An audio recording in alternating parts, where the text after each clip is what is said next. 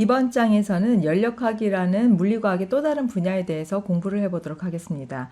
열 현상은 문명이 시작된 이래로 끊임없이 관심을 받아온 주제인데요. 열은 화학 반응 진행 정도에 영향을 주는 중요한 요소라는 것을 우리는 생활 속의 경험으로 잘 알고 있습니다. 일이 일정한 환산율로 변환된다는 이론은 이미 19세기 중엽이 되어서 확립되었는데요. 이때 에너지 보존 법칙, 즉 열역학 제1법칙이 나오게 됩니다. 열역학은 물리화학뿐만 아니라 공학, 생명과학에서도 응용되는 광범위한 분야에 해당이 됩니다.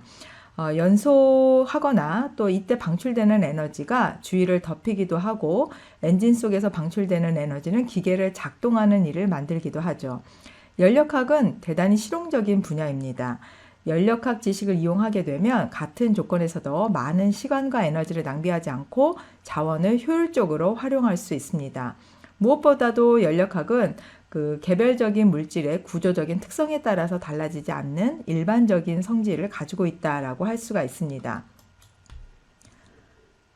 열역학 정의에 대한 부분을 보면 우선 물질의 상태 변화에 따라서 발생하는 열과 일의 양을 열역학 법칙으로 정의되는 에너지와 엔트로피 등의 열역학적 변수들을 이용해서 분석하는 학문이다. 이렇게 정리를 할 수 있어요. 앞에서 얘기한 대로 열역학은 여러 가지 개별적인 물질의 구조적인 특성에 따라 달라지지 않는 그 일반성에 있다고 할 수 있는데요. 한 가지 단점은 열역학은 반응의 진행 가능성은 이해할 수 있지만 그 반응이 얼마나 빠른지에 대한 것은 포함하고 있지 않다라는 한계를 가지고 있습니다. 예를 들어서 다이아몬드가 흑연이 될 수 있다고 열역학에서는 얘기할 수 있습니다. 그렇지만 그 다이아몬드가 흑연이 되기 위해서 시간이 얼마나 걸릴지에 대한 예측은 할 수 없다는 거죠. 자, 이제부터는 에너지의 변화를 연구하는 열역학을 이용해서 이러한 반응을 정량적으로 설명해 보고 또 열 전달을 어떻게 측정하는지에 대한 내용들을 다뤄보도록 하겠습니다. 지금 보고 있는 그 사진에서는 대륙과 대양 간의 어떤 고체 그리고 액체 간의 계면이 있는 거죠. 대양 표면에서의 물이나 공기 계면을 우리가 예를 들어서 이렇게 각각 계 또는 계면, 바운더리, 그리고 주위라는 그런 용어를 이해를 할 수가 있을 거예요. 자, 우선 열역학 계를 기술하기 위해서 이와 같은 몇 가지 정의를 하고 시작을 해야 됩니다. 이 열역학에서 계, 시스템이라고 하는 것은 우리가 연구하는 과정에서 수반되는 모든 재료를 다 포함한다고 할 수 있어요. 예를 들면 시약이 담긴 비커의 내용물이라든지 또는 전기화학 전지 안에 들어있는 전해질 용액이라든지 뭐 이러한 부분들을 우리가 다 계 또는 시스템이다라고 표현을 할 수가 있습니다. 그리고 계를 제외한 나머지 부분을 우리가 주위라고 표현을 해요.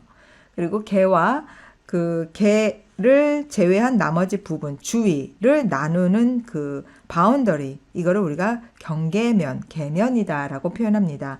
그러니까 지금 사진에서 보는 것처럼 이 고체의 모래에 해당이 되는 부분과 또 대양에 해당되는 부분을 우리가 봤을 때 한쪽 면을 시스템 계라고 하면 그 외에 우리의 관심 바깥에 해당이 되는 부분은 주위가 되고 그리고 그 둘을 나누는 것을 각각 경계다 이렇게 정의를 내릴 수가 있겠죠.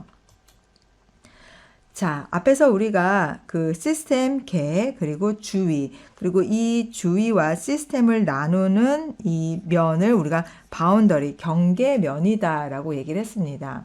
그런데 이 경계 시스템과 서라운딩 주위에서 우리가 물질을 교환할 수 있게 되면 그 부분에 해당이 되는 것은 우리가 열린 계다라는 이런 또 다른 표현을 사용하게 돼요.